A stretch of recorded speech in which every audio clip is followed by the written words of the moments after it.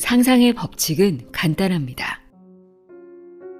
우리는 그저 나를 진심으로 새롭게 받아들이면 그만입니다. 즉 나는 이미 소망이 이루어진 사람이라고 진심으로 받아들이면 됩니다. 우리가 무언가를 진심으로 사실이라고 받아들인다면 그것은 잠재의식에 각인되고 그렇게 잠재의식에 새겨진 관념은 우리의 삶을 변화시킵니다.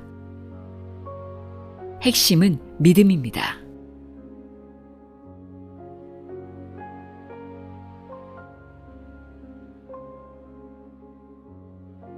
안녕하세요. 나의 소리책 갈피 소리내어 읽다입니다. 오늘은 네빌 고다드가 알려준 상상의 법칙을 제대로 이해할 수 있도록 도와주는 안내서와 같은 책을 소개합니다. 리그파의 네빌링입니다. 네빌링은 상상을 통해 잠재의식을 변화시켜 현실을 바꾸는 방법을 뜻하는데요. 이 책은 잠재의식과 상상의 관계에 대해 또 이런 것들이 결코 허황된 이야기가 아님을 설명하고 있습니다. 이뿐 아니라 상상을 통해 원하는 현실을 창조하려면 반드시 알고 있어야 할 영노력의 법칙과 믿음에 대해서도 자세히 이야기하고 있는데요. 그동안 네빌 고다드의 책들이 조금 어렵게 느껴졌다거나 상상의 힘을 제대로 이용하고 싶은데 막연하게 느껴졌던 분들에게 추천하고 싶은 책입니다. 상당히 현실적이고 이해하기 쉽게 설명하고 있습니다. 리그파의 네빌링, 내용의 일부를 읽어드립니다. 귀 기울여 들어보세요.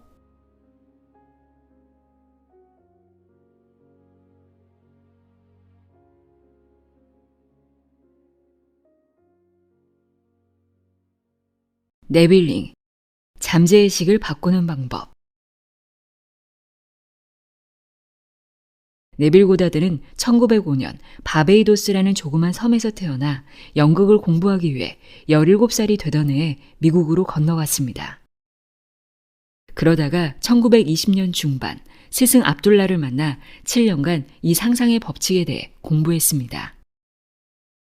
압둘라로부터 상상력을 통제하는 이론적인 방법의 기초로서 카발라, 히브리어, 성경의 비의적 의미 등을 배움과 동시에 실제로 상상력을 통제하는 수련을 했습니다.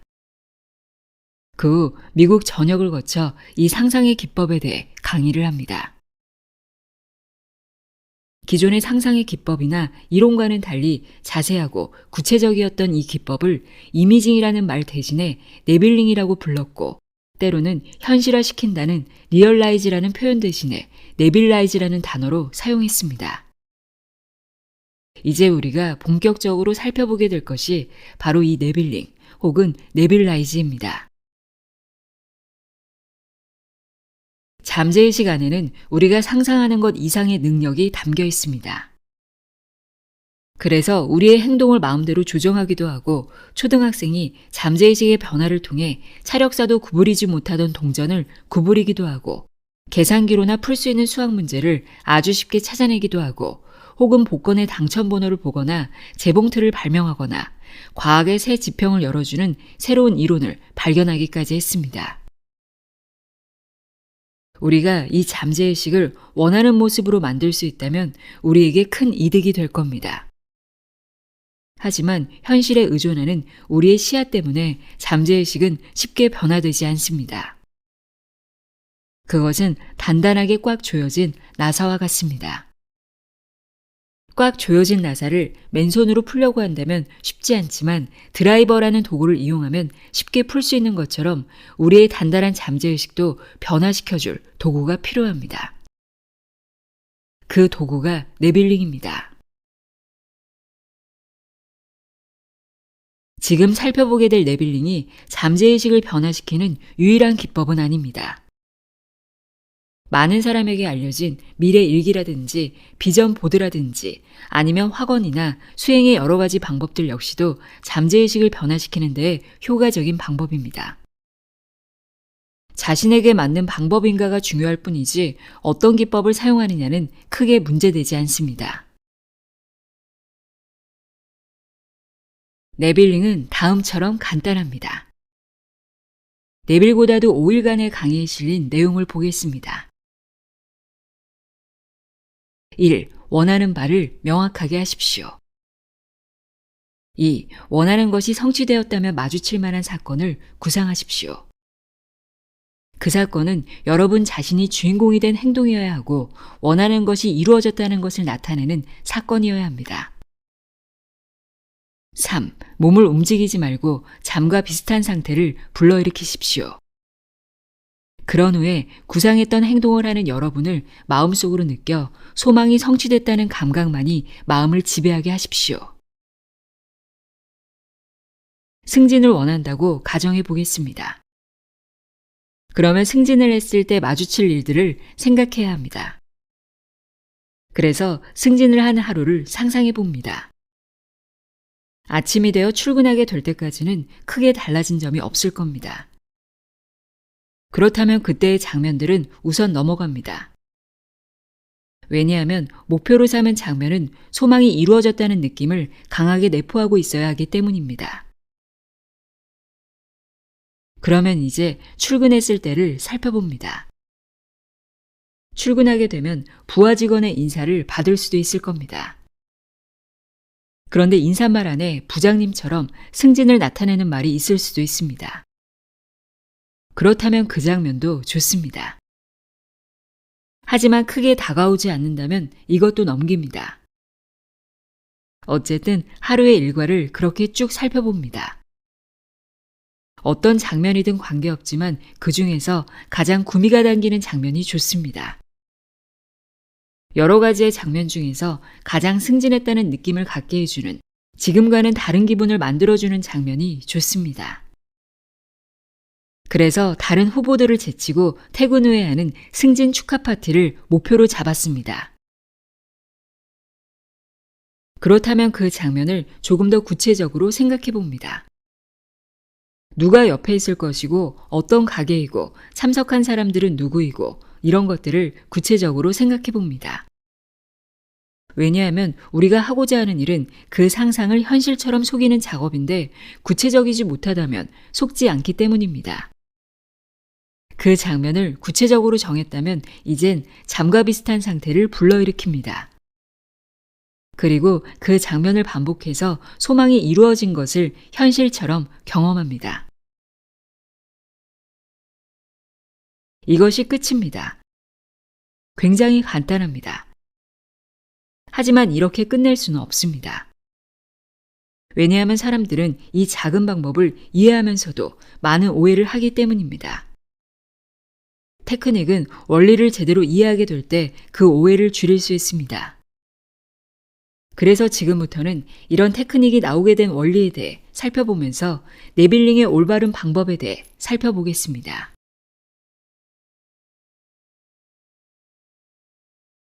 상상은 경험과 같은 인식이어야 한다. 네빌링의 방법은 너무도 간단하기에 그걸 잘못 이해할 수도 있을까라는 의문이 듭니다. 그런데 우리는 현재의 이해력을 바탕으로 모든 것을 이해하고 보고 판단하기 때문에 이 간단한 말을 받아들이는 데에도 많은 오해를 합니다. 네빌 고다드는 강의에서 세상 그 누구도 똑같은 사과나무를 보는 사람은 없다고 했습니다. 아무리 객관적으로 명확한 사과나무라도 각자 자신이 보는 관점과 시각에 따라 다르게 보는 것처럼 자신이 이야기하는 강의 내용도 모두 다르게 이해한다고 합니다. 그래서 강의가 끝난 후에 오늘 어떤 강의를 들으셨어요? 라고 물으면 제각각 다른 말을 한다고 합니다. 자신의 현 상황에 맞춰 다르게 이해했기 때문입니다. 우리는 네빌링의 방법을 보면서 가장 기초가 되는 상상이라는 것조차도 오해를 하고 있습니다. 아마도 우리가 일상적으로 흔히 쓰는 생각이나 허상 혹은 백일몽과 비슷하다고 생각할지 모릅니다.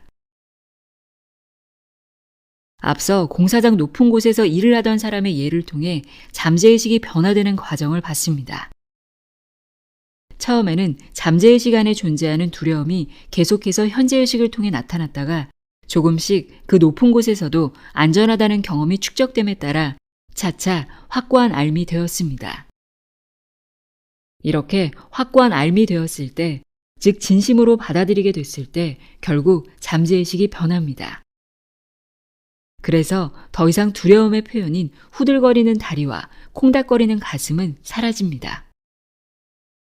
이렇게 일정한 경험이 축적되면 그 새로운 사실을 받아들이게 된 후에 점차 확고하게 받아들입니다.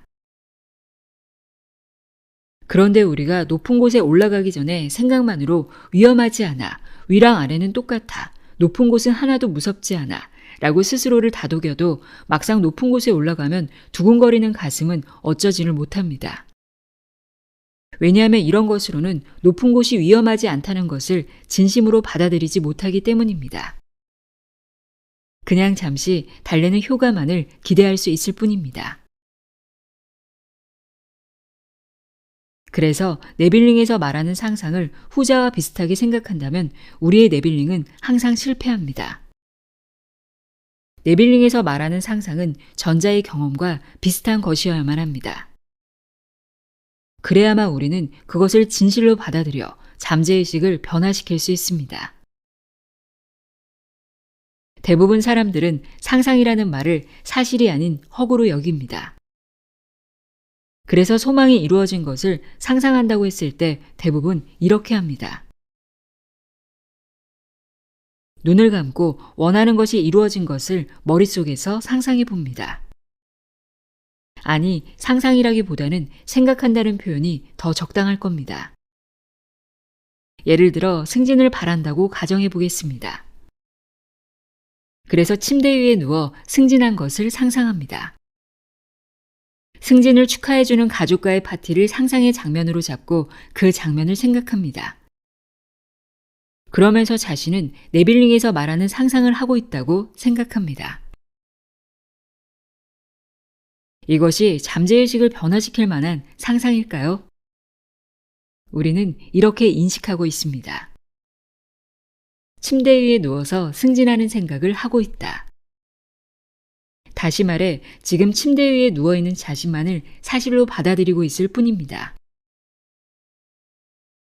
잠재의식을 변화시키려면 무언가를 새롭게 사실로 받아들여야만 합니다. 그런데 저 상태에서 내가 승진했다는 것을 사실로 받아들일 수 있을까요? 의식이 실제로 받아들이고 현실은 침대 위에 누워서 공상을 하고 있는 나입니다. 그렇다면 잠재의식은 조금도 변화하지 않습니다. 우리에게는 무언가 다른 상상이 필요합니다. 우리에게 필요한 상상은 그저 생각이나 허상과 같은 것이 아니라 경험과 비슷해야 합니다. 높은 곳에서 실제로 일하고 난 후 생각보다 위험하지는 않네 라는 것을 진심으로 받아들일 정도의 상상이 필요합니다. 즉 내가 지금 승진했다는 것을 실제로 받아들일 수 있는 상상이 필요합니다. 자연스럽게 내가 지금 있는 곳이 나의 승진을 축하해주는 파티이고 지금 나는 사람들과 그 기쁨을 나누고 있다고 착각할 수 있는 상상이 필요합니다.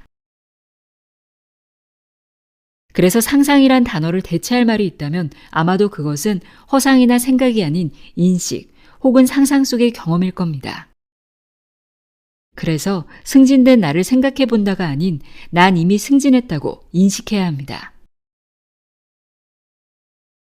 그래서 네빌링에서 우선 주의해야 할 것은 상상은 생각과는 다르다는 겁니다. 만약 생각이라는 것과 비슷하게 사용한다면 아무런 효과도 내지 못합니다. 건설 현장에서 일하는 분이 높은 곳에서 하루의 일과를 무사하게 마쳤다면 잠재의식 안에서 약간의 변화가 일어납니다. 당연히 생각보다 위험한 것은 아니다 라는 것을 경험으로 겪었기 때문에 그만큼 두려움은 사라집니다. 상상도 비슷한 효과를 내야 합니다. 그래서 상상을 마치고 났을 때 우리는 소망을 이루었다는 느낌 때문에 이전보다 욕망이 줄고 마음이 편해져야 합니다. 잠재의식은 내가 현실이라고 받아들이는 것만을 인식합니다. 그래서 내가 누워서 무언가가 이루어졌다고 상상하고 있더라도 여전히 내가 지금 있는 곳이 침대 위라고 인식한다면 나는 침대 위에 누워있다 라는 인식을 잠재의식에 전할 뿐입니다. 그건 그냥 현실 그대로를 잠재의식에게 전하는 것밖에 안 됩니다. 하지만 우리의 마음속에서 진행되던 상상에 푹 빠진다면 어느새 상상의 주체인 침대 위에 나는 있고 상상의 대상이었던 소망이 이루어진 나만을 온전히 인식하게 되는 때가 있습니다. 마치 우리가 꿈을 꿀 때 침대 위에 있는 나는 있고 꿈속 장면 속의 나만을 인식하는 것과 비슷합니다. 이때의 특징은 누군가 상상하고 있던 나를 깨운다면 여기가 어디지? 라고 어리둥절할 정도로 자신이 침대에 있었다는 것을 잊게 된다는 겁니다. 만약 이렇게 된다면 잠재의식에는 나에 대한 새로운 인상이 각인됩니다. 승진이란 이미 물 건너갔다는 생각에 힘없이 침대에 누워있던 내가 아닌 승진을 해서 축하 파티를 마친 성취감을 느끼는 나를 인식합니다. 이것이 네빌링에서 요구하는 상상입니다. 우리가 진심으로 사실이라 받아들인 것만이 잠재의식에 각인된다는 것을 항상 기억해야만 합니다. 그래서 침대 위에 나는 있고 승진을 축하받고 있는 나만을 인식하고 있을 때 잠재의식은 새로운 것을 받아들여 변화됩니다. 승진을 하고 싶어 하던 나에 대한 관념은 이제 승진을 해서 기뻐하고 있는 나에 대한 관념으로 변화됩니다. 승진을 한다는 것이 불가능하다고 여겨지나요? 오히려 초등학생 아이가 동전을 구부릴 수 있다는 것을 받아들이는 것이 더 불가능해 보이지 않은가요? 잠재의식은 이 모든 일을 할 수 있습니다.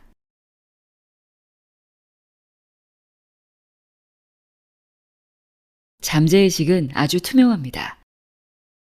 그래서 그 위에 무엇이라도 쓸 수 있는 백지처럼 현재의식이 진심으로 받아들인 것이라면 아무런 선입견이나 판단 없이 그 위에 써놓을 수 있습니다. 지금 저는 도서관에 앉아서 이 책을 쓰고 있는데 제가 도서관에 앉아 있다는 것을 진심으로 사실이라고 받아들이기에 잠재의식은 그 인상을 받아들입니다. 전 오늘 출판사 매출이 별로입니다. 그래서 매출이 좋지 않다고 받아들이고 있기에 저의 잠재의식 안에 저장되어 있는 저에 대한 관념은 난 도서관에 있다. 난 매출이 별로 좋지 않다. 입니다. 잠재의식은 우리가 입으로 어떤 주장을 하는지는 관심조차 두지 않습니다. 오직 무엇을 사실로 받아들이고 있느냐만 중요합니다. 누군가 자신을 가난하다고 느끼고 있다면 그는 혼잣말로 난 가난하다 라고 말하지 않을지도 모르지만 잠재의식은 난 가난하다 라고 받아들입니다. 마트에 가서 물건을 살 때 장바구니의 무게가 늘어갈수록 자연스럽게 마음 한편이 무거워진다면 난 가난하다고 잠재의식이 받아들이고 있다는 증거입니다. 그런데 잠재의식의 이런 인식 과정은 조금 유별난 것이 있습니다.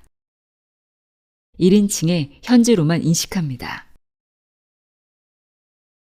그래서 난 가난할 것이다 라고 말하거나 난 가난했다 라고 말하거나 넌 가난할 것이다 라고 말하거나 넌 가난했다 라고 말하지 않습니다.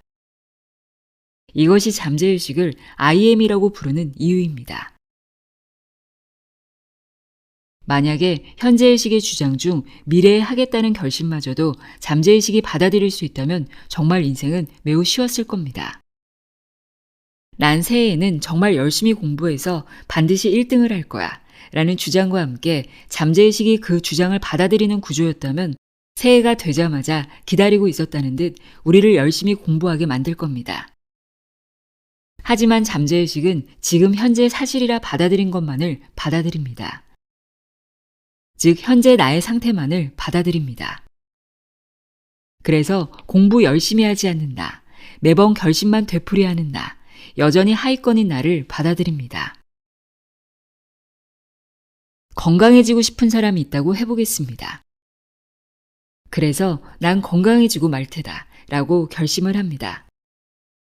하지만 잠재의식은 건강해질 것이다 라는 주장 안에서 미래에 대한 결심은 쳐다보지도 않고 현재는 건강하지 못하다는 사실만 받아들입니다. 그래서 잠재의 시간에는 계속해서 건강하지 못한 상태만이 각인됩니다. 이것 때문에 우리가 하는 상상의 작업은 참으로 힘듭니다. 왜냐하면 우리가 생각하는 것, 바라는 모든 것은 지금 현 상태를 통해서 하기 때문입니다.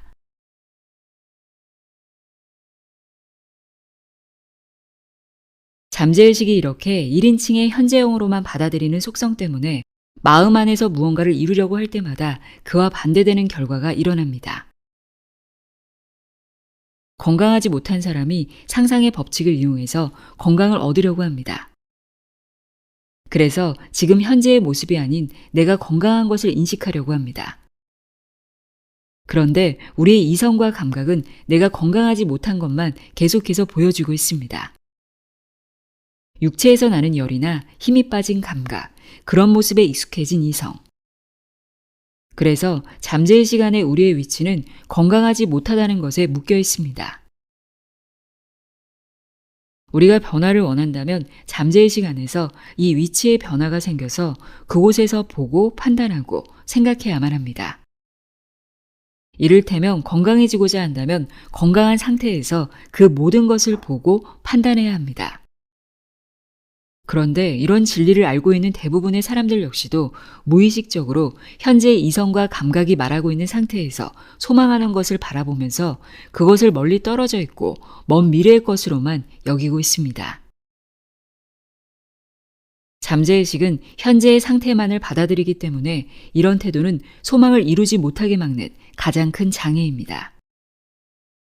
난 건강해지고 싶어 라는 생각은 난 현재 건강하지 않다는 것을 사실로 받아들이고 있다는 것이자 난 지금 건강하지 않아 라는 주장이고 난 부자가 되고 싶어 라는 생각은 난 현재 부자가 아님을 사실로 받아들이고 있다는 것과 난 지금 가난해 라는 주장이고 난 충만한 인간관계를 원해 라는 마음은 난 현재 그런 인간관계를 이루고 있지 못하다는 것과 난 지금 인간관계의 결핍을 느끼고 있어 라는 주장입니다.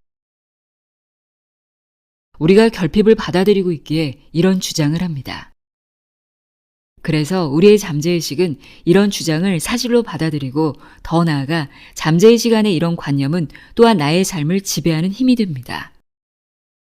그래서 건강하지 못하다는 관념은 다시 나를 건강하지 못하게 만들고 가난하다는 관념은 다시 나를 가난의 속박에 더더욱 가두고 황량한 인간관계를 받아들이고 있는 관념은 더 황량한 인간관계로 만듭니다.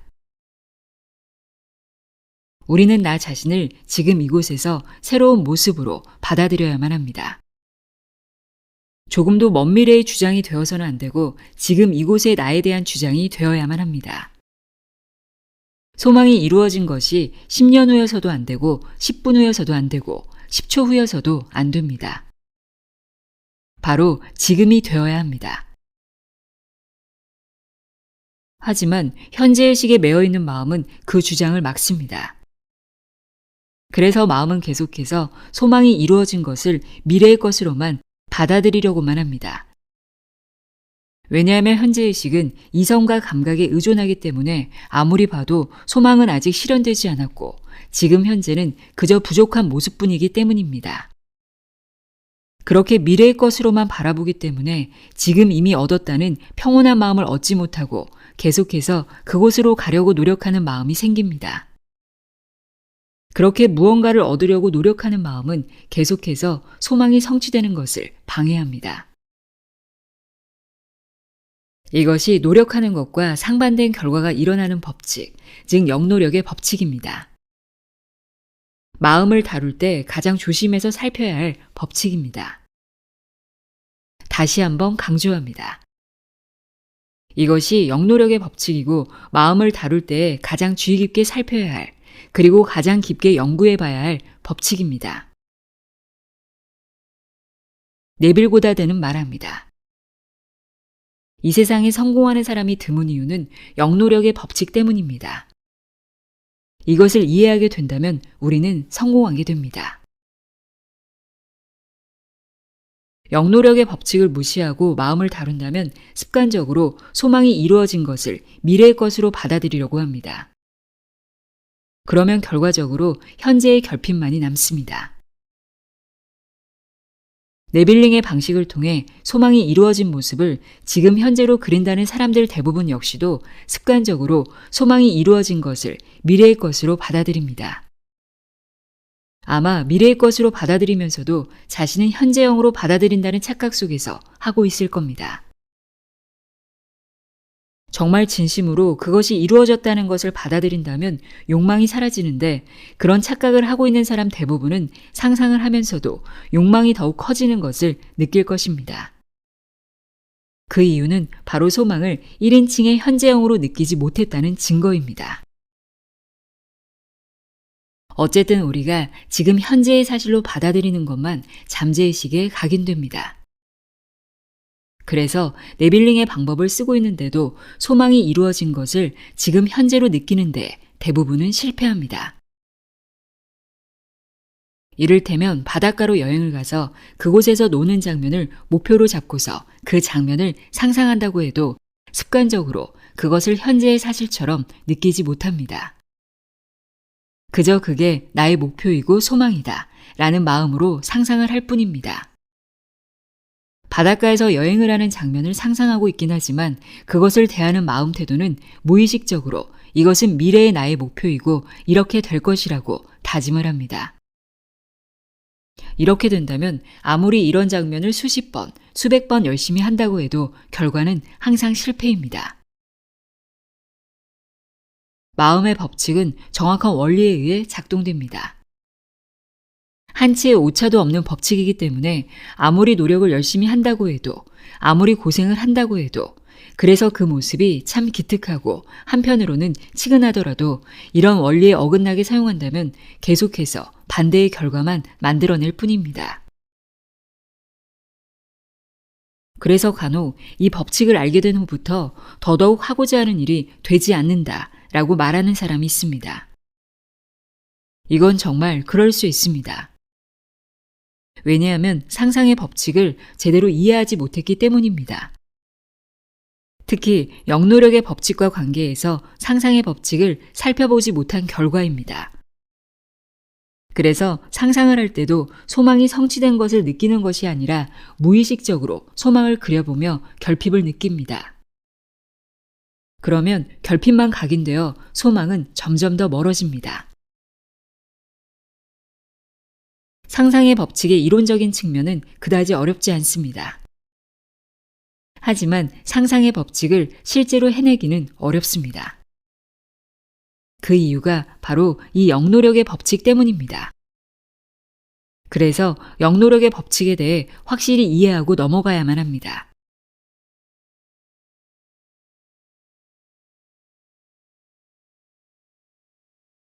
목적을 생각하기와 목적에서 생각하기.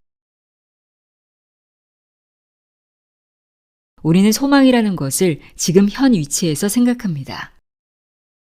그래서 건강을 얻고자 하는 사람이라면 자연스럽게 지금 건강하지 못한 상태에서 건강해질 것이다, 혹은 건강해지고 싶다 라고 생각합니다.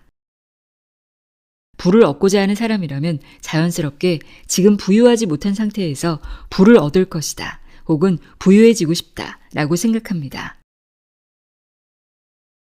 이처럼 지금 건강한 상태, 부유한 상태에서 세상을 바라보지 않고 결핍 상태에서 소망이 이루어진 상태로 나아가고자 애쓰는 마음만 있다면 잠재의식에는 계속해서 결핍만이 각인됩니다. 이것을 영노력의 법칙이라고 말했습니다. 우리가 네빌링으로 하고자 하는 일은 원하는 목적지에서, 즉 소망이 이루어진 상태에서 보고, 느끼고, 생각하는 것입니다. 단지 소망이나 목적지를 생각하는 것과는 다릅니다. 직접 그곳에서 생각하고 보고 말하고 누리는 것입니다.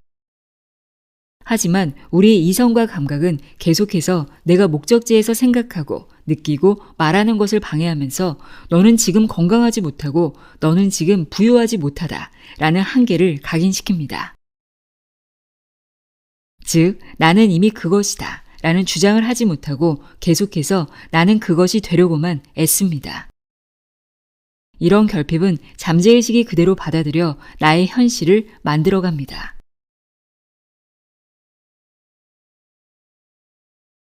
상상의 법칙은 간단합니다. 우리는 그저 나를 진심으로 새롭게 받아들이면 그만입니다.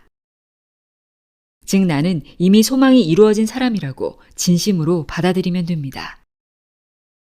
그러기 위해서 네빌링에서 말한 것처럼 눈을 감고 약간 졸린 상태에서 소망이 이루어진 것을 느껴야 합니다.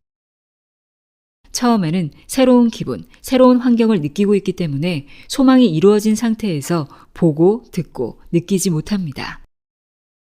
하지만 상상 속에서 계속 소망이 이루어진 상태를 기점으로 보고, 듣고, 느끼고, 생각하다 보면 어느 순간 지금의 나는 있고 소망이 이루어진 나만을 인식하게 됩니다.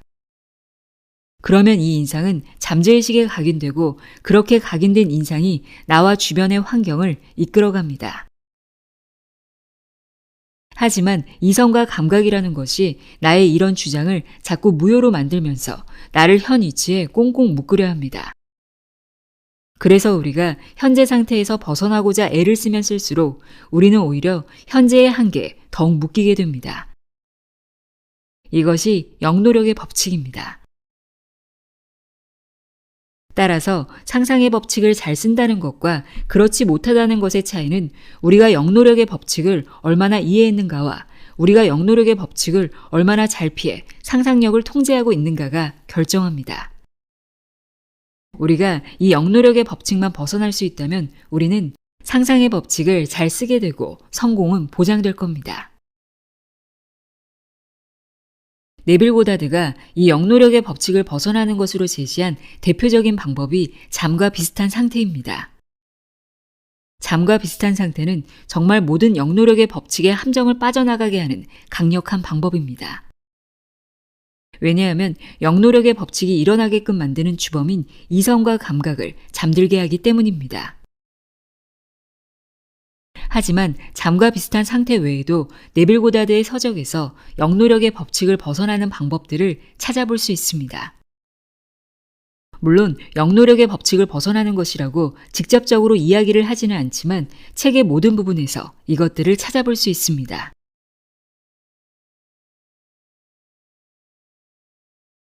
상상의 법칙이 의도하는 목표는 우리 의식의 초점을 지금 이성과 감각이 말하는 나로부터 소망이 이루어진 상태로 옮겨놓는 겁니다.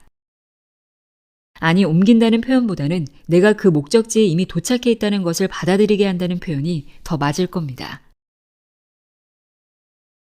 그래서 오늘 하루 종일 상사의 구박을 받으며 이미 멀어져 버린 승진의 꿈을 그저 아쉬워하다가 의기소침한 채로 잠자리에 들려는 나의 의식의 초점을 맞추는 것이 아닌 이런 이성과 감각이 말하는 현실을 무시한 채 이미 승진을 했고 축하해주는 동료들과 악수를 나누는 나를 나로 받아들이는 일을 합니다.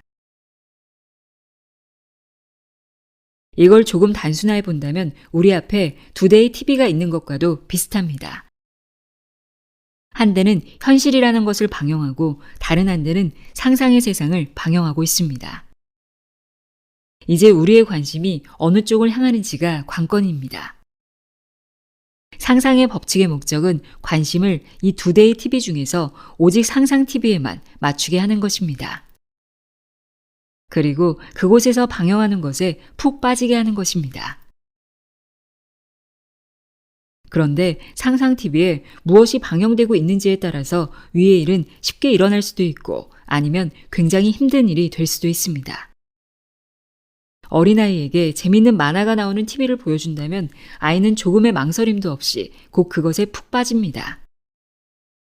하지만 시사토론 프로그램을 틀어준다면 따분함을 못 이기고 금방 다른 곳으로 돌아설 겁니다. 옆에서 이쪽을 봐 라고 아무리 말한다 해도 듣지 않습니다.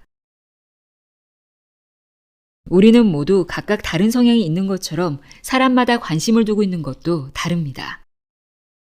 저는 개인적으로 아바타와 같은 SF 영화를 무척이나 좋아합니다. 그래서 제가 그런 영화를 보러 갔다면 아마도 영화에 집중해 라는 식의 충고는 필요하지 않을 겁니다. 말하지 않아도 금방 영화에 푹 빠집니다. 저를 자세히 관찰해 보면 주인공이 하늘을 날 때에는 마치 저도 날고 있는 것처럼 자유로운 표정을 짓고 하강할 때에는 높은 곳에서 떨어질 때의 무중력을 제가 체험하는 것 같은 표정을 짓고 있을 겁니다. 또한 슬픈 일이 일어날 때면 저도 모르게 미간을 찡그리고 기쁜 일이 생기면 저도 모르게 웃고 있을 겁니다. 우리가 상상을 할 때에도 비슷한 일이 일어납니다. 이성과 감각은 계속해서 나를 과거의 나, 현재의 나, 감각의 나, 이성의 나로 묶으려 합니다. 그래서 계속해서 넌 침대에 누워있어. 넌 오늘 매출이 좋지 않아. 현재 경제 상태는 굉장히 좋지 않아. 내가 집 한 채 살 때까지는 수십 년이 걸려. 라는 이성과 감각의 이야기에 묶여 있습니다. 그때 우리는 이런 것을 방영하는 TV 시청은 거부하고 상상 TV에 초점을 맞춰보려고 합니다. 그런데 만약 상상 TV에서 흥미로운 장면이 방영되고 있다면 마치 우리가 좋아하는 영화에 흠뻑 빠져서 실제 그 대상과 하나가 되는 경험을 했던 것처럼 우리도 상상 안에 푹 빠지게 될 겁니다. 자연스럽게 우리는 그것에 푹 빠져 현재의 상태가 어떤지는 잊게 됩니다. 우리 앞에 틀어진 TV의 내용이 무엇이냐에 따라 우리의 몰입의 강렬함이 달라지는 것처럼 우리의 상상도 어떤 장면을 목표로 했느냐에 따라 몰입에서 엄청난 차이를 보입니다. 자신이 몰입할 만한 것을 찾았다면 애써서 무언가를 하려는 마음이 적어지기 때문에 이성과 감각의 함정에서 조금 더 자유로울 수 있습니다. 그래서 네빌 고다드는 자신의 욕망이 가장 불타고 있는 것을 목표로 삼으라고 말합니다. 이것이 네빌링에 대한 측면 승부입니다. 굳이 측면 승부라고 이야기하는 이유는 흥미가 없는 장면을 잡았다고 해서 그것이 이루어지지 않는 것은 아니기 때문입니다. 흥미가 없는 장면이더라도 그것에 충분히 몰입할 수 있습니다. 물론 처음에는 흥미가 없기 때문에 몰입하기 힘들 겁니다. 하지만 점차 흥미를 이끌어낼 수 있고 결과적으로 완전히 무라일체의 경지까지 갈 수도 있습니다.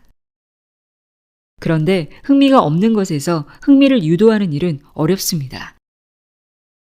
그래서 처음부터 흥미가 있는 목표와 상황을 고르게 된다면 조금은 더 쉽게 상상의 법칙을 이용할 수 있습니다.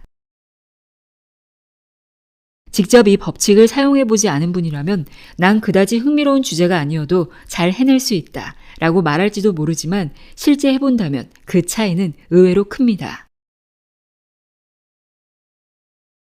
우리가 좋아하는 장르의 영화를 보는 것과 평소 관심도 없는 장르의 영화를 보는 것은 몰입의 측면에서 큰 차이가 납니다. 하나는 애를 쓰지 않고도 몰입할 수 있는 반면 다른 하나는 온갖 힘을 다 써도 몰입이 되지 않습니다. 우리의 상상도 마찬가지입니다. 이를테면 경제적 결핍에서 벗어나는 것을 목표로 한다면 그것이 이루어진 장면은 다양합니다. 그 중에서 자신의 흥미를 끄는 장면을 찾아낸다면 우리는 더 쉽게 몰입해 감각과 이성의 함정을 피해갈 수 있습니다. 이것은 영노력의 함정을 조금은 더 쉽게 피하는 법이자 상상의 법칙을 이루는 지름길입니다.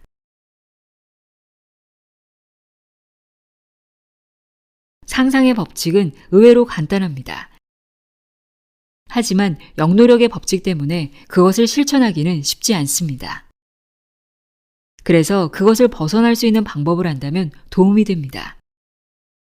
지금도 영노력의 법칙을 벗어날 수 있는 방법입니다.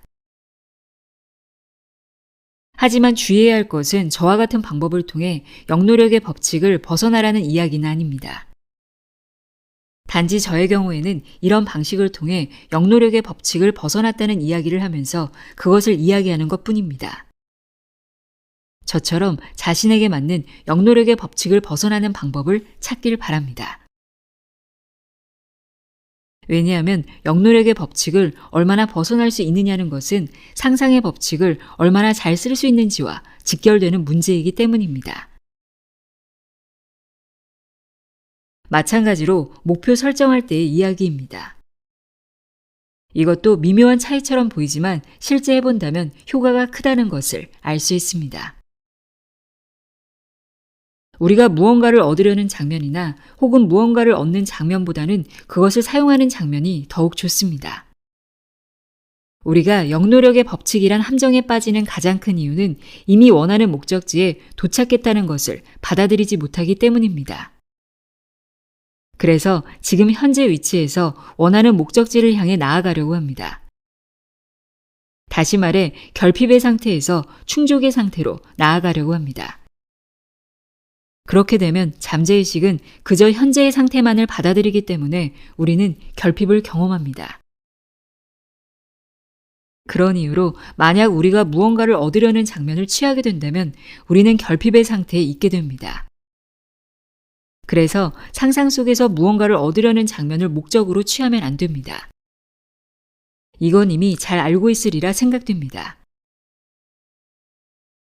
그런데 우리가 무언가를 얻는 장면을 취하는 것은 소망을 성취한 장면이라서 그리 문제가 될 것 같지는 않습니다. 예를 들어 가난한 사람이 돈을 얻게 되는 장면과 같은 것 말이죠. 그런데 이것도 알게 모르게 결핍의 상태를 받아들이게 됩니다. 실제로 그런 장면을 상상하다 보면 나도 모르게 자꾸 소망하는 대상을 욕구하게 만듭니다. 즉 얻는 장면을 통해서 이미 얻었다는 인식이 생기는 것이 아니라 이렇게 돈이 생겨야 한다는 인식이 생깁니다.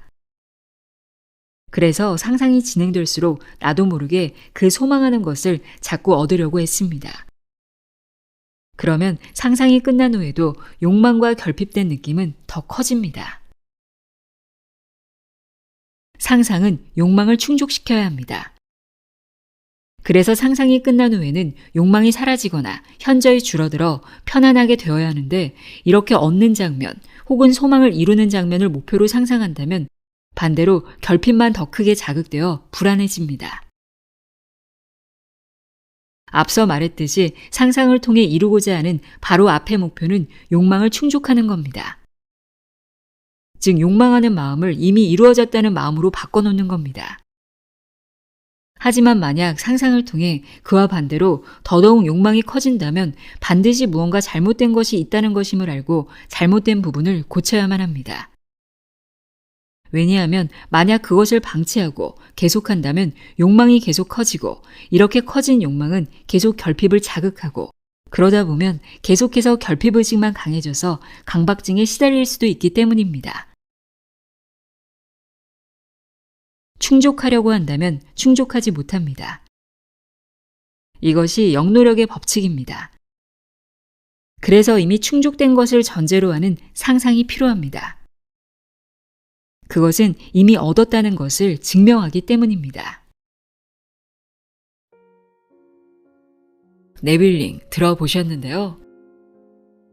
그동안 네빌 고다드의 책들을 읽고 상상을 열심히 했는데도 소망이 이루어지지 않아 답답했던 이들에게 도움이 되었길 바랍니다. 오늘도 함께 해주셔서 고맙습니다.